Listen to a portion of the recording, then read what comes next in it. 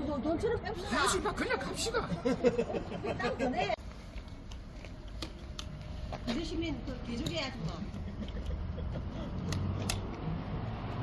뿔이었습니다. 뿔. 아니 북한군이네. 북한은 너무 잘생기게 만들어놔. 아, 씨. 신작꾼인데. 사진 한 방 박아야 되는 거 아니가? 아 맞네. 우리 사진을 안 박았네. 단체 사진 여기서 한 방 박지 뭐.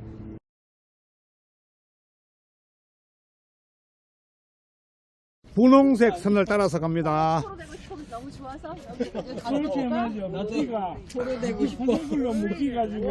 한번 밥 3끼 줄 거야. 네, 밥 때문에 그렇게. 주변에 불이 났습니다. 우리 아들이 소방관이었어. 이렇게 노래. 예.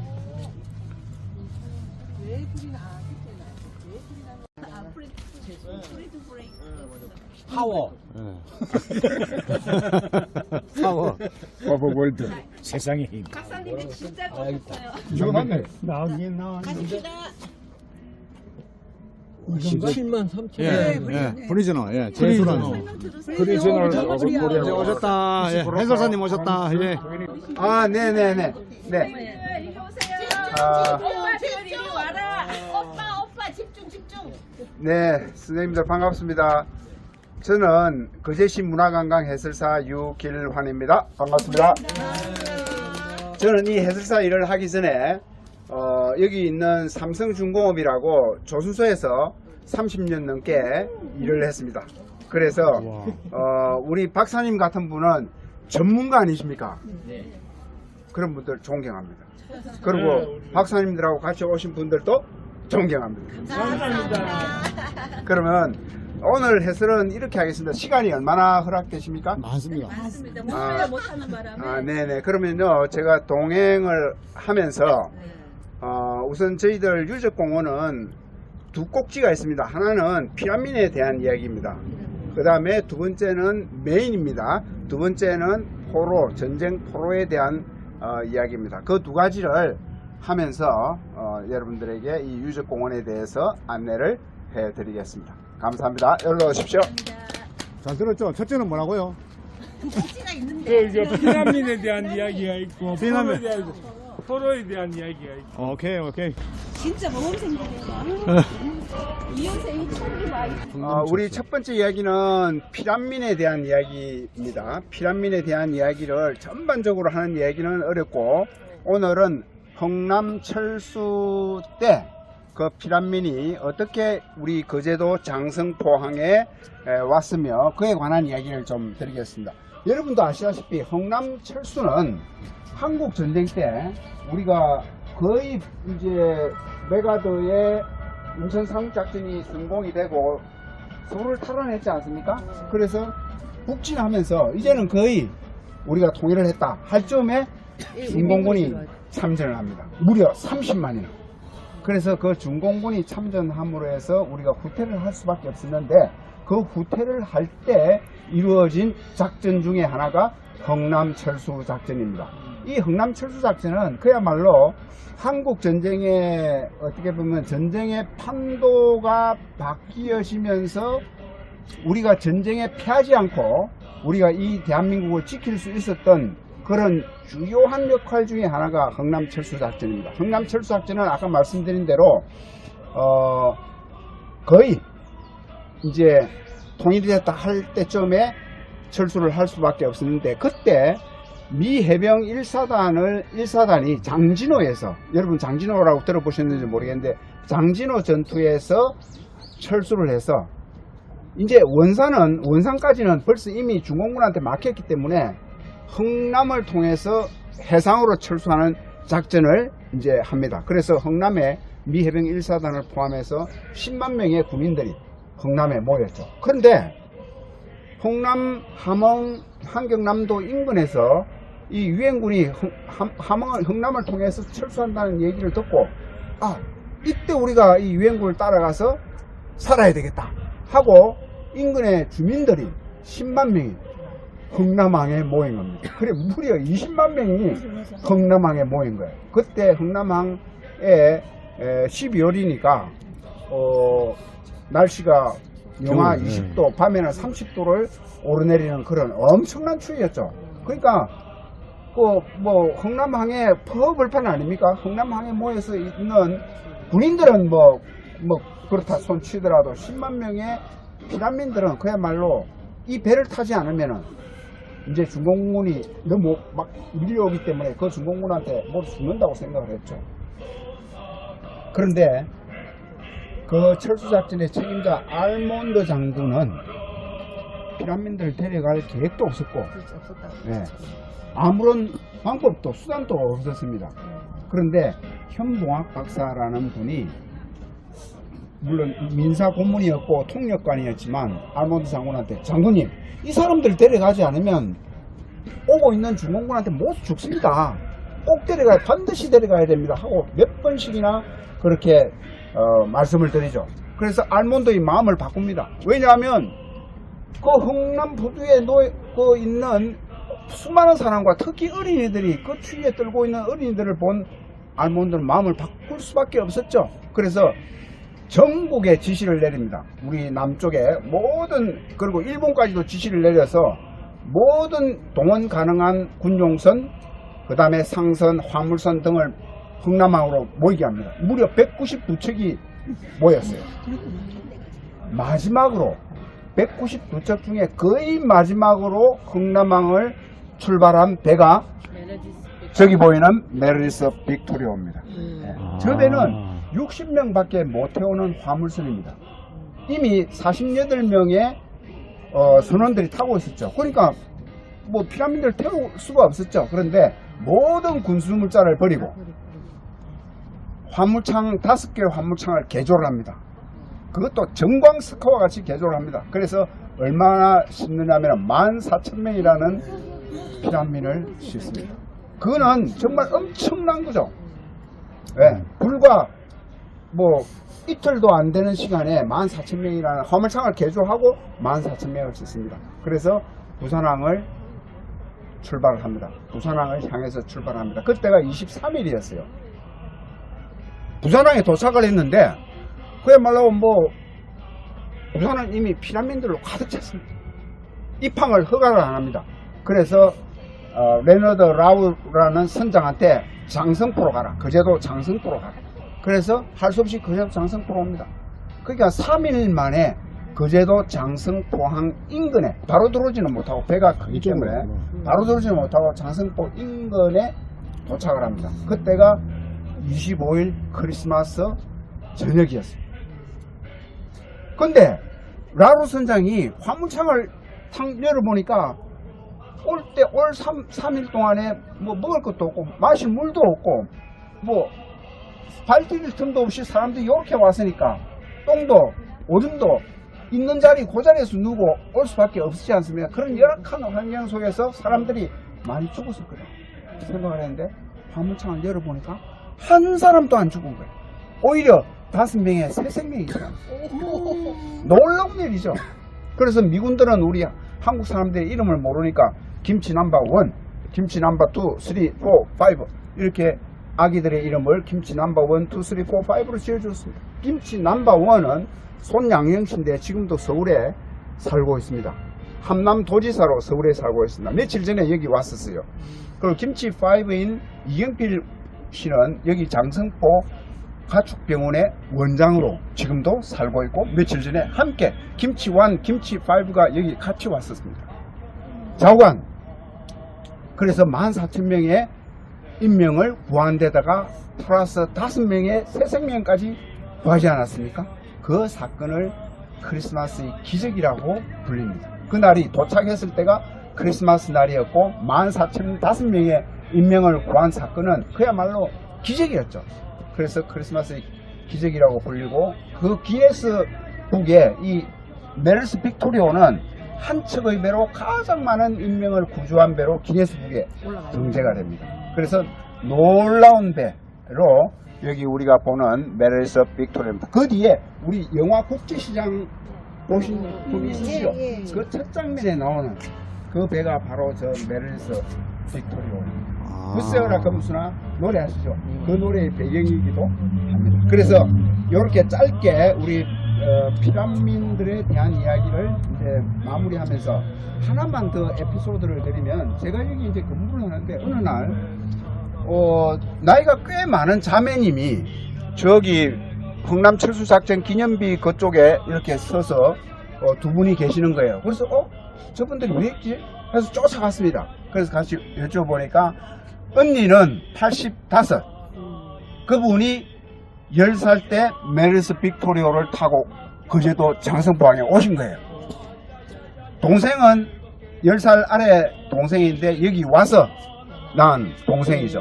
캐나다에 사시는데 이제 죽을 때가 얼마 남지 않았으니까 10년 전에 왔던 거제도를 다시 한 번 더 오신 거예요.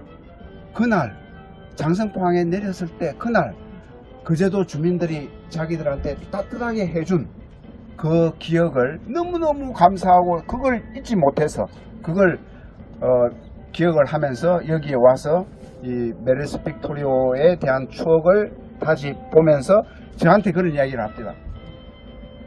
해설사 선생님, 반드시 여기에 오시는 분들한테 제 이야기를 좀 전해 주십시오. 그렇게 하면서 자기 이야기를 이렇게 쭉 하시더라고요. 그래서 그 긴 이야기를 다 드릴 수는 없지만은 그렇게 우리 피란민에 대한 이야기가 지금도 살아있는 이야기다. 과거의 역사가 아니고 지금도 살아있는 역사 중에 하나다라고 그렇게 말씀드리면서 우리 전쟁 포로에 대한 이야기를 하기 위해서 자 이동. 네, 질문하십시오. 저 배가 지금 크기가 그냥 축소함께요. 네, 그렇죠. 축소행입니다. 길이가 150m 정도 되는데 축소해가지고 네, 지금 150m 정도 되는 배고 톤수로 따지면 7,500톤 정도 되는 배죠. 그러니까 큰 배입니다. 네, 큰 배인데 저렇게 축소를 해서 조형물로 만들어놨죠. 그래서 팁 하나 더 드리면, 질문하셨기 때문에 팁 하나 드리면은 지금 거제도 장성포항에서 과거에 여객선 터미널로 쓰던 건물을 리노베이션해서 우리 흥남철수 기념관을 만듭니다. 예, 거기를 다시 기념공원화하고 기념관을 만듭니다. 그래서 2026년 내년 3월에 아마 오픈할 거예요. 그때 지금 여기에 보시는 메르스 빅토리오 조형물이라든지 흥남철수 작전 기념비라든지 저런 거는 아마 그쪽으로 다 옮겨갈 거예요. 그 운영감을 크기하고 똑같이 해가지고 그렇게는 다 못하지만은 자관 그런 우리의 기억을 충분히 하실 수 있도록 이렇게 그 기념관과 기념공원을 그렇게 조성할 계획입니다. 자, 대단하다. 다른 14,000명이 탔다니까. 네네. 대단하네. 네, 이쪽으로 이동하겠습니다. 저를 따라오십시오. 흥남철수 그 노래도 있잖아요. 그럼요. 눈보라가. 예.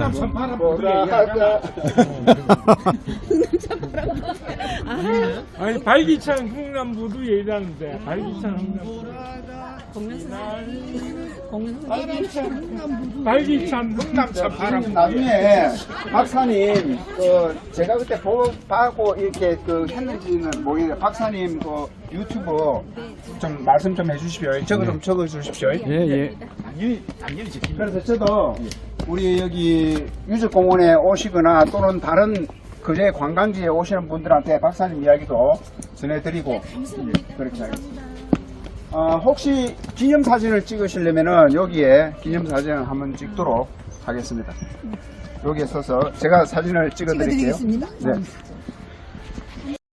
2차 대전 때 러시아가, 그러니까 소련이 독일을 물리칠 때 아주 최신식 무기로서 검증된 그런 무기입니다. 근데 이놈을 김일성이 242대를 스탈린한테 지원을 받아서 내려옵니다. 그래서 우리는 속수무책이었죠. 3일 만에 서울이 함락되고 낙동강 전선을 30일 만에, 한 달 만에 낙동강 전선까지 밀리게 된 이유가 이놈이 주요 원흉입니다. 그래서 유적공원 입구에서 이 탱크 전시관을 보실 수 있는 이유이기도 합니다.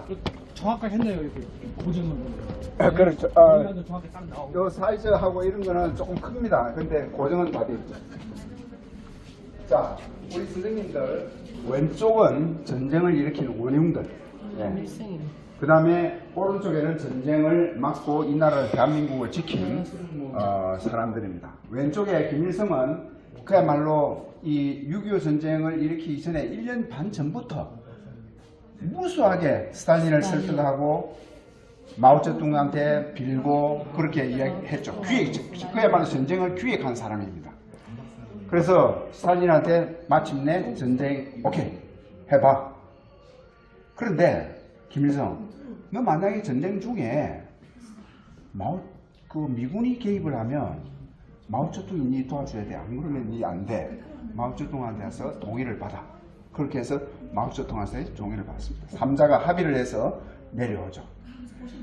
물론 우리가 처음에는 전쟁 준비도 안 돼 있었고 이 탱커 T-34 탱커 덕분에 엄청나게 고전했죠. 그런데 결국은 저들의 남침 야욕은 잘못되었음을 우리 오른쪽에 있는 분들이 증명을 해주셨죠. 우리 이승만 대통령을 포함해서 그 뒤에 메가더 truman 쭉 있죠. 근데 이분들을 다 설명드릴 수는 없고 워커 장군 한 분만 설명을 드리고 또 이동을 하겠습니다. 워커 장군은 저 뒤에 계시죠? 워커. 네, 워커라고 있죠? 네.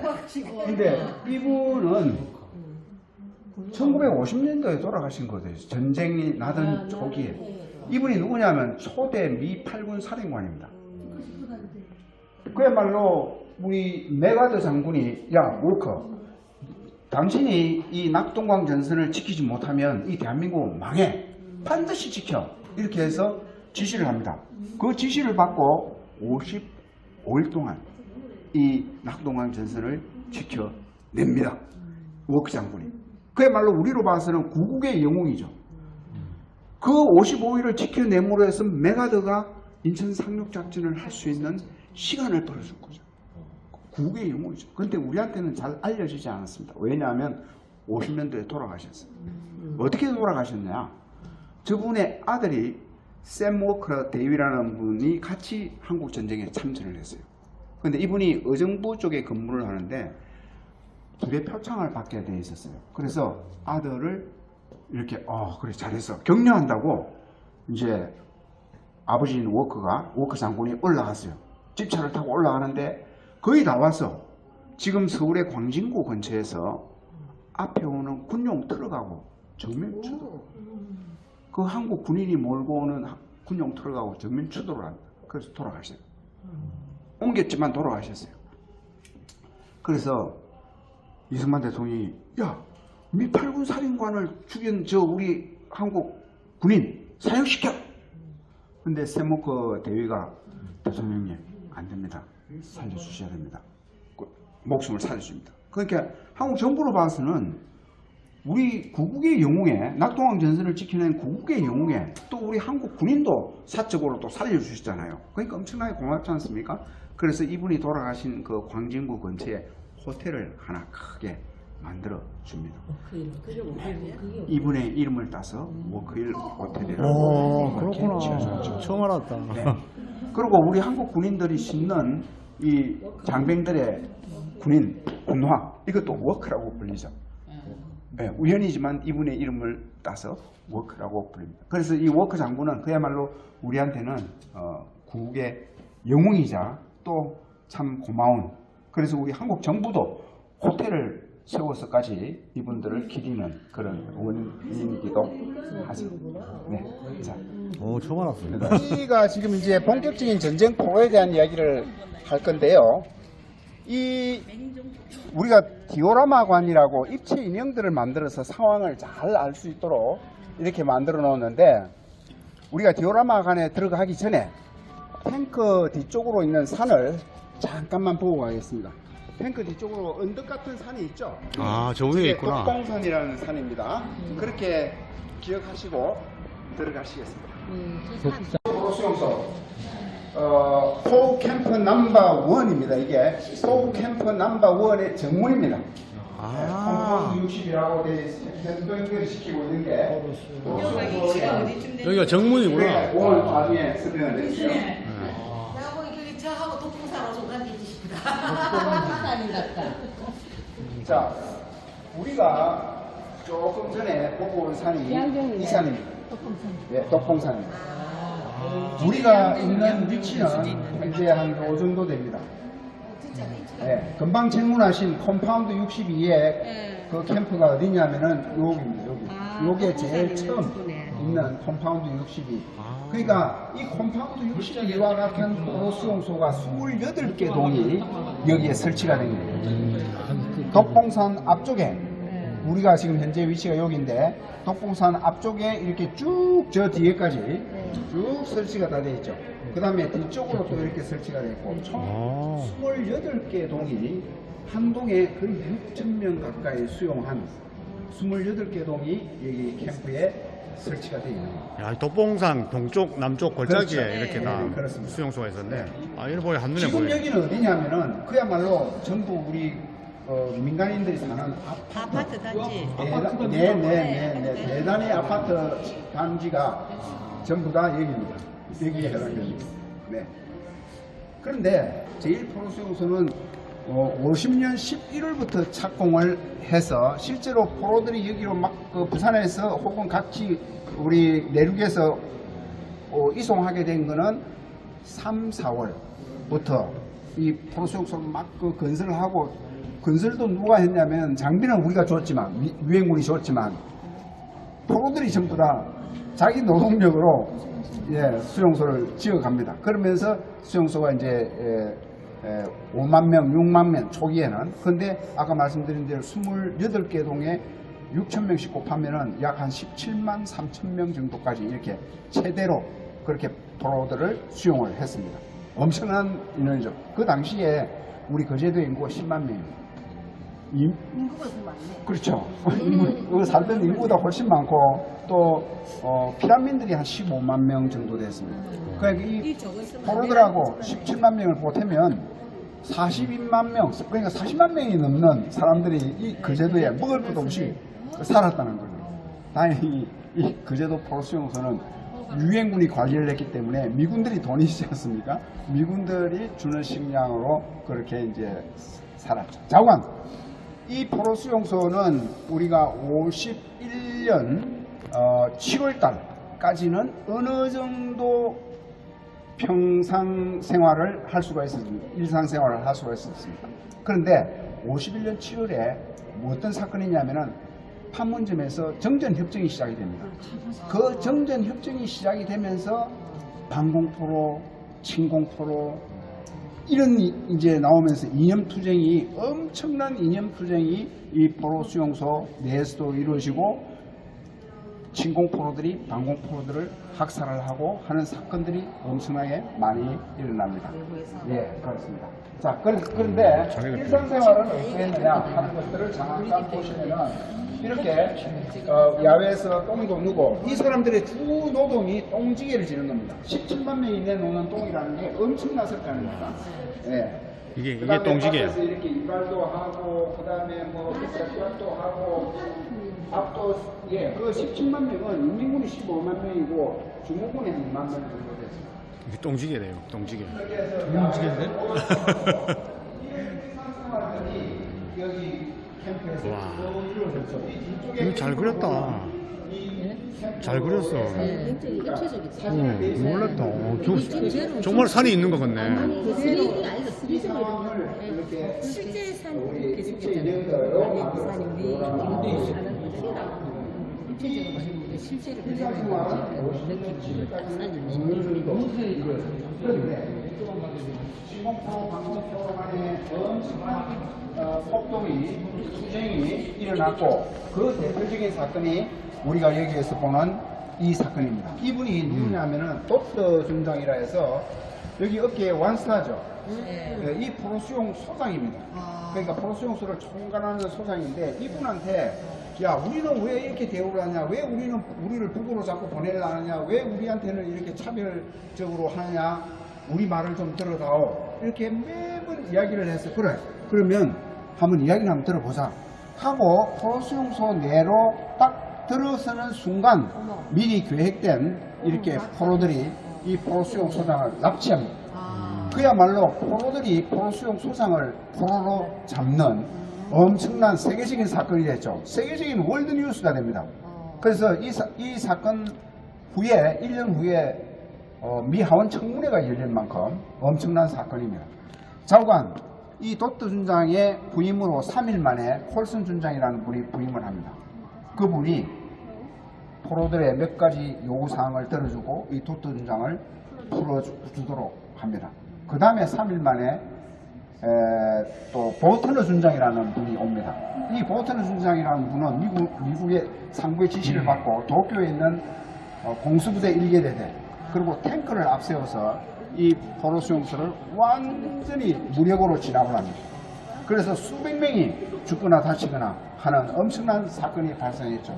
그리고 전 세계적으로 미군의 그 유엔군의 그 위신은 폭락이 되고 뭐 그런 엄청난 사건이 생겼죠. 그 이후로 그 이제 무력 진압을 한 이후로 분리분산을 합니다. 17만 명, 18만 명까지 이렇게 있던 포로들을 웬만큼 이제 방공 포로들은 육상으로 보내고 아주 악질 포로들은 요 거제도 인근에 용초도 봉암도라는 데가 있습니다. 거기에 10,000명씩 8,000명씩도 보내고 중공군들은 한 2만 명 정도 됐는데 제주도에 모슬포 쪽으로 또 보냅니다. 그래서 여기에는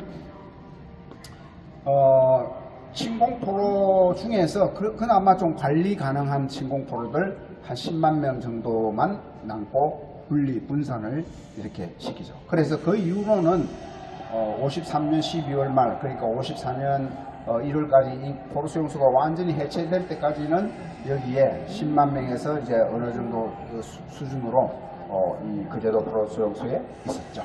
네. 여기 보시는 이 동영상 그러니까 전제 우리 안에 포로들의 폭동 이 내용들은 그 당시의 상황을 동영상으로 미군들이 동영상으로 찍었기 때문에 그 상황을 그대로 보실 수 있는 아주 리얼한 그런 동영상이 되겠습니다. 정말 그때 영상이네요. 또 하나의 전쟁이라 할 만큼 무서운 폭동이 일어나고 있습니다. 아까 제가 말씀드릴 때 하원 청문회가 열렸다 그랬죠?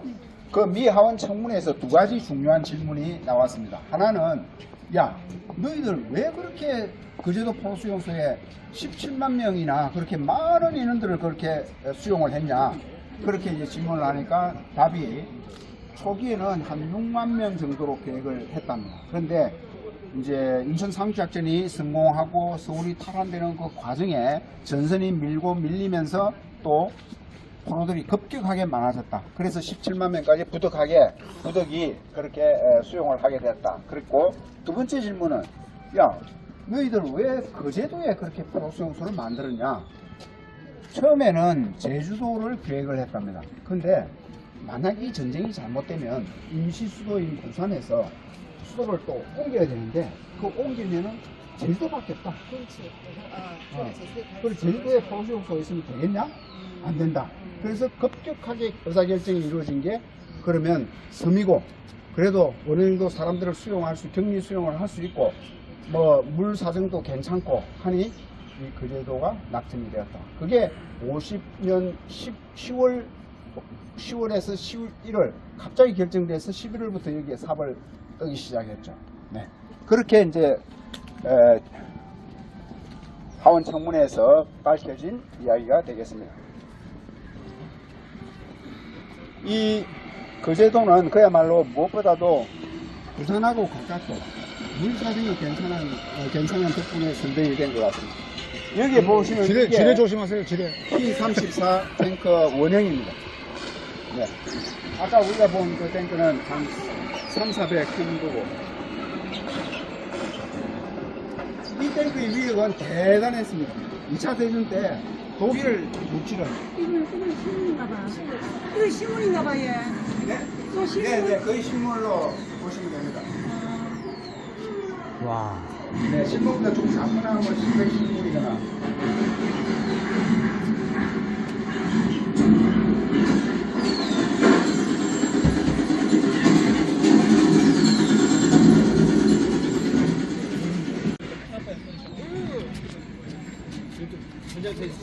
누가 알아? 빨리 태어났어.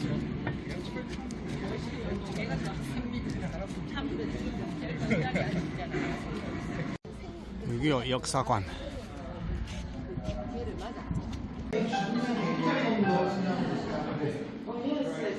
네, 감사합니다. 여기는 6.25 역사관이라고 되어 있는데 용산에 가면은 전쟁 기념관이 있고 한국 전쟁관이 따로 있습니다. 그런데 이 조그마한 공간에 우리 한국 전쟁에 대해서 아주 간략하게 요약해 놓은 거기 때문에 잠깐만 보고 이동을 하겠습니다. 50년 6월 25일 날 기습맘침이 있었죠. 그런데 여기 보면 나흘 만에 유엔군이 참전하기로 전격적으로 정강석화와 같이 그렇게 결정을 합니다. 이게 우리 대한민국을 살린 결정적인 이유 중에 하나죠. 그래서 이제 아까 워크 장군이 낙동강 전선을 지켜내고 해서 메가드의 인천 상륙작전이 이루어지고 서울이 탈환하고 그래서 38도선을 돌파해서 북진을 하게 됩니다. 이 38도선을 돌파해서 북진한 것은 유엔군이 처음이 아니고 대한민국 국군이 제일 먼저 38도선을 넘어서 돌진합니다. 그래서 10월 1일을 우리가 국군의 날로 기념하고 있는 이유도 그 이유가 되겠죠. 자관 올라가는 북진을 하는 것은 좋았는데 거기 통일됐다 할 정도의 중공군이 넘어옵니다. 이 중공군은 우리가 북진한 10월 1일 그날에 이미 압록강에 30만이 포진을 했었어요. 그래서 우리가 평양을 탈환하는 10월 19일 날 전면적으로 넘어옵니다. 30만이 전면적으로 넘어옵니다. 그래서 첫 전투가 이루어진 게 10월 25일 전투가 이루어지고 그래서 밀고 밀리는 전쟁이 되었죠. 그 다음에 정전협정이 7월 10일 날 1951년 7월 10일 날 해서 2년간의 정전협정이 되면서 7월 23일 날 53년 7월 27일 날 정전협정이 됩니다. 이 2년간을 이렇게 끌게 된 표면적인 이유는 도로 송환의 방법 때문입니다. 북쪽에서는 야 뭐야 북에서 내려온 사람 무조건 다 북쪽으로 보내야지 안 가려는데 어쩌냐 이렇게 해서 남매 남고자 하는 사람들이 자기들 의사에 따라서 해야 될 거 아니냐. 그러니까 자유송환, 강제송환, 그 도로 송환의 방법 때문에 이렇게 명분상으로 2년 동안 이렇게 끌었다. 그럼 북한에는 한국 사람들을 위한 보수용소 같은 것도 있었을 거 아니에요? 네, 있었죠. 네, 자, 그거는 조금 이따가 설명을 드릴게요. 자, 여기에 보면은 지도가 하나 있는데, 그야말로 지도는 한국 전쟁 상황을 아주 잘 표현한 것 같습니다. 낙동강 전선까지 이렇게 55일 동안 지켜냈죠. 한 달 만에 이렇게 밀렸는데, 이 인민군 10개 사단이 마지막 부산을 뺏기 위해서 총공격을 당합니다.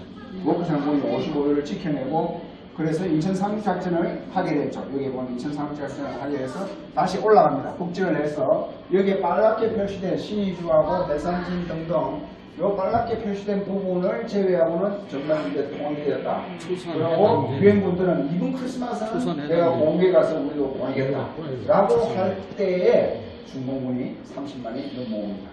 그래서 다시 후퇴할 수밖에 없었고 아까 우리 본 흥남 철수작전도 이때 흥남에서 이루어져서 우리 그때도 부산 이렇게 오게 되었죠. 그래서 이 전선이 그야말로 2년 동안은 아까 우리 판문점 정전협정이 시작되고 하는 그 와중에 여기 보면은 이 38도선이 휴전선으로 변한 이것밖에 없는 2년간의 국지전이 계속해서 이루어집니다. 그 2년간의 국지전으로 희생자가 굉장히 많았죠. 그런데 이 참혹한 전쟁, 3년간의 이 전쟁의 결과는 엄청났습니다. 여기 보면 결과와 피해자가 있는데 이 숫자를 쭉 다 더해보면 한 400만 정도가 남북한의 그러니까 민간인들, 군인들, 죽거나 다치거나 실종된 사람들이 한 400만이 됩니다. 이때 우리 남북한의 총 인구가 한 3천만이 됐거든요. 그러니까 10%가 넘는 사람들이 죽거나 다치거나 실종되거나 했죠. 근데 이 숫자에 포함되지 않는 이산가족을 포함하면 정말 이 한국전쟁의 피해를 보지 않은 한민족이 없다라고 할 정도 이 전쟁은 참혹했습니다. 자관 여기에 보시면은 유엔 참전국에서 나흘 만에 참전하기로 결정을 하고 이어서 이제 참전을 한 나라들이 16개 나라 또 6개 나라는 의료 지원을 하거나 물품을 지원한 그런 나라들 22개의 나라들 때문에 이 대한민국이 지켜졌죠. 그 중에서도 미국, 영국, 캐나다는 2만 명이 넘는 인원을 보냈지만 여기 보면은 터키, 우리가 터키라고 알고 있는 이 이 나라가 2만 명 이상을 보내주죠. 그래서 우리 형제의 나라라고 그렇게 부르고 은혜를 지금도 우리 26개국에서는 22개국에 대해서는 계속 생활관. 그렇게 합니다. 그리고 쟤네하고 비슷하네. 그 당시에 머리, 목포 딱 해서 빨래하고 똥지게 되는 거구나. 똥지게 이런 것들이 많았지 않습니까? 그래서 DDT를 치고 소독을 해서 서로 수용소로 이렇게 보내고 DDT 지금 그 여기 안 있는 거 바람 불어주는 거 안 쓰잖아 지금. DDT로 이잡고 뭐. 하고 지금 훈련도 하고 심지어는 인민군이나 기본군한테 한글도 배워주기도 하고 야생병원 치과 의사들도 있어서 치과 의사도 네, 이야기라는 게 문건이 좋아. 2차 대전 이 거제도 포로수용소입니다. 근데 아까 우리 선생님 중에 한 분이 질문하셨는데 미국에 우리 국군들이나 유엔군도 포로 잡혀서 갔지 않습니까?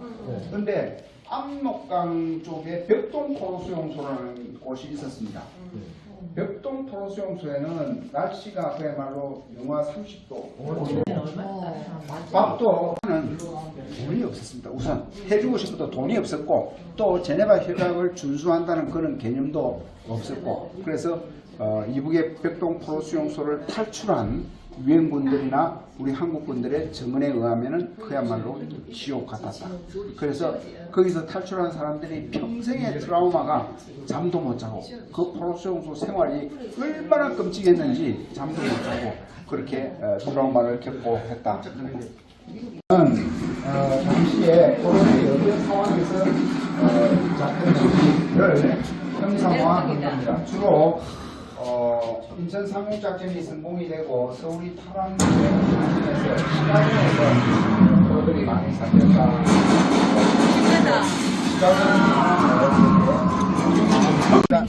그렇죠. 왼쪽은 1951년 당시 포로수용소가 있을 때 전경을 나타낸 거고 오른쪽은 지금 현재 고현 시내 전경입니다. 그러니까 우리가 보고 있는 이 앞에 상황이 고현 시내 전경이다 그렇게 보시면 됩니다.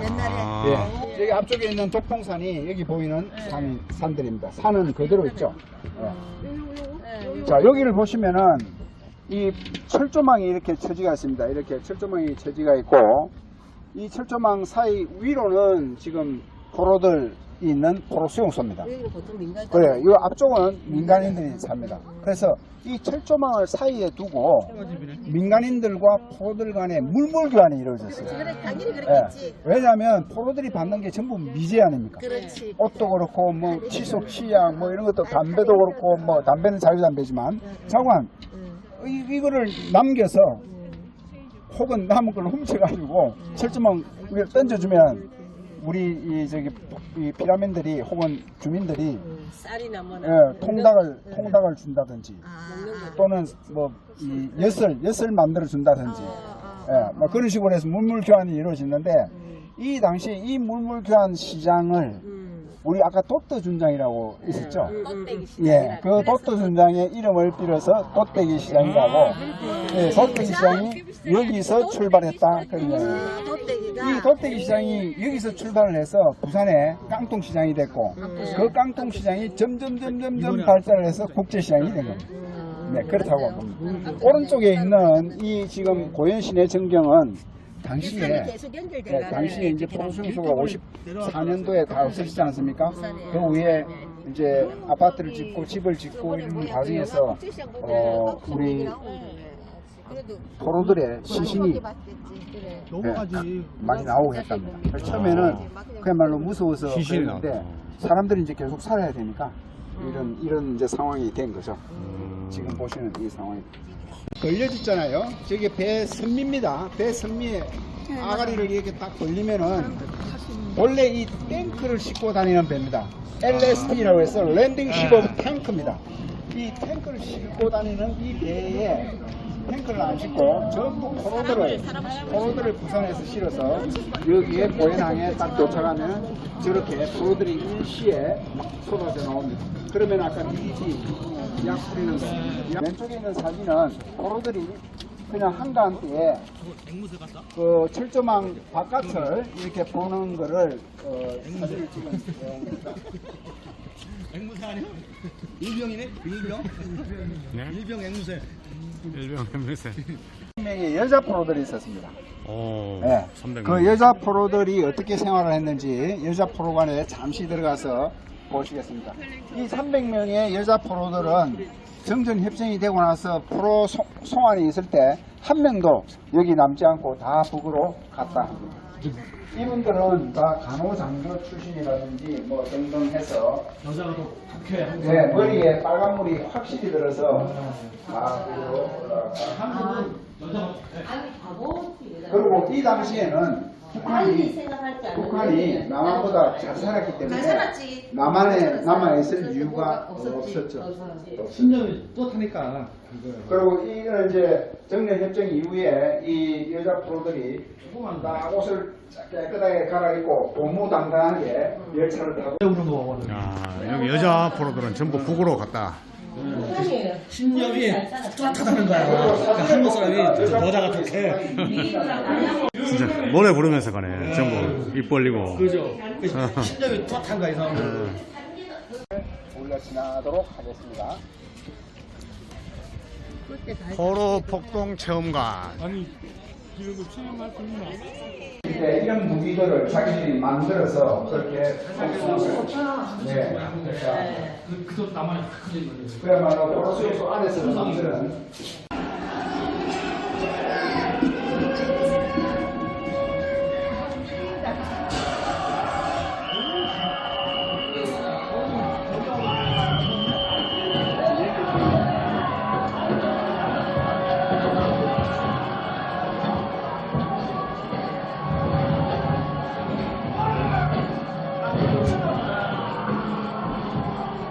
특관이라는 관이 있는데 어떻게 보면은 포로술특관 저게 뭐지 이렇게 생각할 수 있는데 판문점에서 이제 남북이 협상을 할 거 아닙니까? 협상하는 중에 북쪽에서 야 너희들 왜 그 포로들을 북으로 다 안 보내고 남쪽에 남게 하냐 하니까 남쪽 사람이 아니야 우리가 남쪽에 남으라고 한 거 아니야 자기들이 남는 거야 이렇게 이야기를 하니 야 그럼 북쪽에서 야 그럼 우리가 설득을 해볼게 설득을 해서 내가 북으로 데리고 갈게 이렇게 해서 북으로 안 가려고 하는 사람들 남쪽에 남겠다고 하는 사람들을 자기들이 직접 설득을 해서 북으로 데려가기 위해서 설득하는 그런 내용입니다.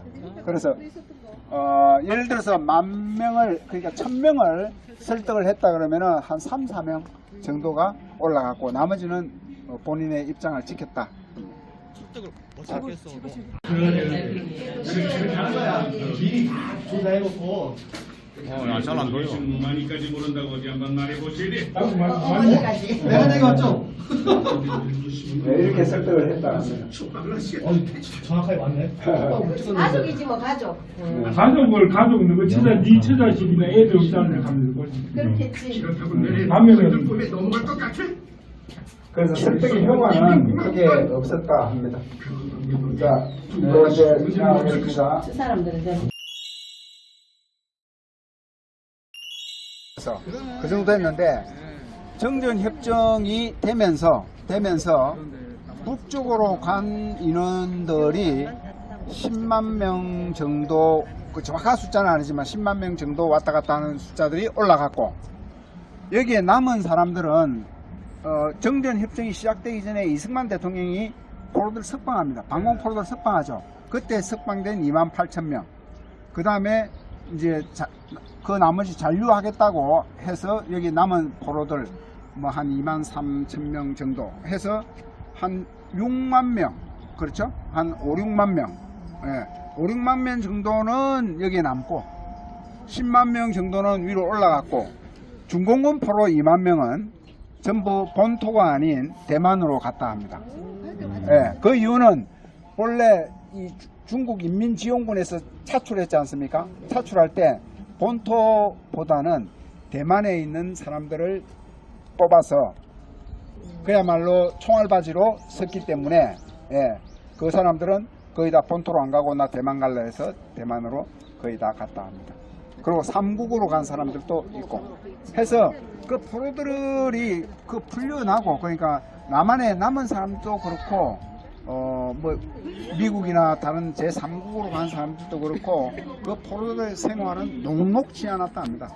그 포로들의 인권을 제매협약에 의해서 인권도 보장해주고 해주었지만 그 자유가 없는 그 포로들의 생활이라는 것은 정말 녹록지 않았고 그 내부에서 또 폭동이 침공, 방공해서 폭동이 있었기 때문에 그 생활들은 정말 어려웠다 하는 것을 그분들이 증언을 합니다.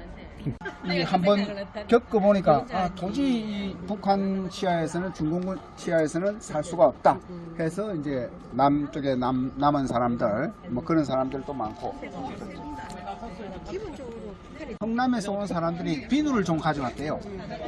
근데 그 비누는 향기가 좋은 비누였고 그 당시에 거제도 사람들이 쓰던 비누는 양샘물 비누. 그래서 그 비누 두 개를 보면은 북한의 공업이라든지 이런 생활이 수준이 여기보다 훨씬 낫다. 그 비누 아닙니다. 사분입니다. 네, 사분이라고 했죠. 뭐 서울이나 다른 어디에서 볼 수 없는 포로들에 관련한 박물관이 여기 있습니다. 그래서 그 당시에 포로들이 쓰던 물품들, 그다음 그분들이 남긴 기록들 또는 그분들이 남긴 그림들, 심지어는 그런 아주 진품들이 여기에 그대로 있기 때문에 이거는 서울에서도 못 보는, 어디에서도 못 보는, 여기에서만 볼 수 있는 아주 그런 거고, 원래 보시려 그러면 한 30분에서 1시간은 보셔야 됩니다. 그런데 뭐 그렇게 다 이렇게 세세히 볼 수는 없고 한 5분에서 10분 이렇게 쭉 보시면서 나오도록 하겠습니다. 포캠프 넘버 1입니다. 무슨 거예요? 완전히 수용소가 없어진 54년 1월까지 이렇게 쭉 마일스톤으로 쭉 표시를 했죠. 아까 우리가 본 거제도 포로수용소에서 도트 준장 납치는 52년 5월 7일 날 이루어졌다고 이렇게 기록이 되어 있고, 하여튼 이 기록은 아주 검증된 기록이므로 우리가 잘 볼 수 있습니다. 좀 더 잘 알 수가 있습니다. 아까 우리가 본 독공산이죠? 독공산. 네, 그 다음에 포 캠프 넘버 1의 정문인 62번. 이게 62번. 입구에 딱 있죠. 맞네. 네, 입구에 있고. 그 다음에 쭉 가서 여기 보면 독도 장군이 납치된 캠프 넘버 76입니다. 이게 컴파운드 76 여기에 있고, 또 보면은 저기 앞에 있는 독봉산 앞에 있는 산이 계룡산인데, 계룡산 정상에 보시면은 그 통신대가 있습니다. 네, 여기서 도쿄로 이렇게 연락도 하고 통신대가 있었죠. 그리고 여기에 뭐 여러 가지 야전병원도 있었고. 질문 있습니다. 네. 시장이 어디서 이루어진 거예요? 그러니까 그 시장은 이 캠프에 프로수용소 내는 아니고 여기 바깥쪽에 있잖아요. 바깥쪽에 이렇게. 그 다음에 이쪽에 그렇죠. 민간인데 여기 뒤로 산다 그러면 뒤쪽에 이렇게 네. 네, 그렇죠. 여기 이렇게 민간인데 삽니다. 그런 쪽에서 이렇게 여기가 이제 보니까 강이 그러네. 하천이죠. 개천. 저기서 물이 내려오는구나. 저 위에 댐이 네, 있구나. 그렇습니다. 치수 시설이 여기에 있었고, 저기서 이 물이 치수 시설은 유해군들이 이 포로수용소를 만들면서 물을 먹어야 되니까. 만들었습니다. 저렇게 한다면 저렇게. 기록들이 많습니다. 포로 등록하면은 등록 서류가 이렇게 등록증이 요 실제로 쓰던 등록증입니다. 이렇게 등록 서류도 딱 만들고. 예. 그때부터 이렇게 앞면, 옆면 사진을 찍어요. 먹어 사진도 찍고. 네, 먹어 사진, 먹어 사진이라고. DDT 살포하던 DDT 통. 저걸로 돌리면서 이게 DDT라고 강력한 원래 제초제인데 DDT 이하고 빈대하고 잡는 거. 약 절부통. 그다음에 이 관리자들 무전기 이게 내가 전공하는 거 아니에요? P77 P25 이거요? 하나 둘 하나 둘 하나 둘 하나 둘 하나 둘 둘 셋 둘 둘 아, 그 힘이 098769 3둘 하나 0 알파 브라보 차리 델타 에코 폭스로 볼포텍 밥통, 아령. 물통이나 밥통. 이게 뭐지? 아령. 예, 아령이라고 되어 있죠. 아령. 이게 지금 철조망입니다. 철조망을 끊어서 양쪽에 콘크리트 시멘트, 돌을 달아. 콘크리트 시멘트를 이렇게 달아가지고 운동했나? 운동하는 아령 기구로 이렇게 자기들이 만들었는가 만들었었다는 거예요. 그때도 몸짱이 있었네. 그다음에 좋아. 그다음에 자유담배. 우리 한국 국민들은 담배가 이래? 화랑담배를 피웠는데 그 자유담배. 화랑담배보다도 더 질 좋은 자유담배를 하루에 반값씩 프로들한테 주었다는 거죠. 이거 한국에서 받는 거였어요? 네네. 유엔군의 선물이네 그거. 그렇죠. 이건 삐라. 자유정의, 세계평화, 뭐 이건 뭐고? 그다음에 미군들이 보던 이거 썬데이 서울도 있네. 네, 미군들이 보던 야. 타임지 같은 것도 프로들이 볼 수 있도록 이거 이야, 이쁘다. 타임지가 있었어. 야. 그때도 이뻤네 눈이. 우리 저 이제 누님 맨날 보던 거 아닌가 이거? 시에 70만 때까지 일상생활을 이렇게 쭉 했다고 보시면 됩니다. 62번. 62. 네, 컴파운드 62는 전문이기 때문에 많이 나옵니다. 컴파운드 60이 왜? 도 하고 했다 합니다. 특별한 날. 스페셜 데이 인 더 캠프. 이렇게 운동도 하고 프로들이 그린 그림입니다 이게. 아기 예술을 찾아가는 동방 박사들을 이렇게 그린 그림. 그다음에 우리 고유의 노인의 모습을 그린 그림. 이거는 손들이 직접 그려서 남긴 겁니다. 네, 진품이죠. 그렇죠. 일반 교육에서부터 직업 교육에까지. 그다음에 심지어는 이 연장 다루는 거, 그다음에 목수 교육, 멍석 깔기 하는 이런 여러 가지 교육들을 시켰고 이 사람들이 실제로 그 수용소에서 나와서 남한에서 생활을 한 사람들은 이런 교육들이 굉장히 도움이 되었다라고 그렇게 그렇습니다. 그대로 진품이죠. 네. 이걸 철조망을 끊어서 저걸로 사람을 치면 등을 벗겨서 치면 뭐 치명적이죠. 네, 쇠못을 박아서 이건 텐트 기둥에다가. 네, 그렇습니다. 기둥에다가 꼬챙이 박아서. 되던 고장면을 이렇게 또 도토 장군의 포로. 1월부터 빨간 하복 사건 등등 해서 쭉 이런 도토 장군의 납치 사건이 생기면서 신공 포로들을 분산 수용한 그런 내용까지 이렇게 포로들의 폭동 일지가 잘 나와 있습니다. 여기 보시는 거는 저희들이 직접 만들었어요. 안에서 윤민기, 소련기네. 소련기 이런 것들을 만들어서 걸어놓거나 휘날리면서 실제로 폭동을 지금 일으켰다. 오송기네. 네, 그래서 보수용소에서 쓰던 그 진품이죠. 대한항공 청년회. 그 다음에 정전 부분으로 나누어서 이루어집니다. 하나는 리틀 스위치, 하나는 빅 스위치. 리틀 스위치는 부상병들을 먼저 보내고 다음에 정전 협정이 되면서 빅 스위치는 본 송환이 이렇게 이루어지는 두 차례에 걸쳐서 송환이 이루어졌다고 그렇게 기록이 되어 있고 그 다음에 정전 협정이 보상 포로 교환은 리틀 스위치 작전. 완전되기 전 우리 이승만 대통령이 방공 포로들을 석방합니다. 대거 2만 8천 명의 방공 포로들을 석방하는데 석방의 이유는 정전협정을 이승만 대통령 반대했습니다. 대책 없는 정전협정은 안 된다. 너가 정전협정 해놓고 너는 가면은 쟤들이 또 넘어올 거 아니야. 그래서 대책을 내놔라. 그런데 미군들이 그 말을 안 듣고 계속 진행을 시키니까 이승만 대통령이 미국 대통령한테 그야말로 경고하는 실질적인 액션을 한 게 방공 포로를 석방합니다. 미국 대통령도 깜짝 놀라서 특사를 보내죠. 그래서 이 특사가 그 당시에 이렇게 진행하고 있던 한미 동맹의 그 서명 일자를 좀 당긴 그런 효과를 내고 자원 한국 방호부로 석방한 이거는 이승만 대통령 아니면은 할 수가 없는 그야말로 세계관 놀람, 깜짝 놀람, 미국 대통령도 놀람 그런 내용을 살펴보고 나오겠습니다.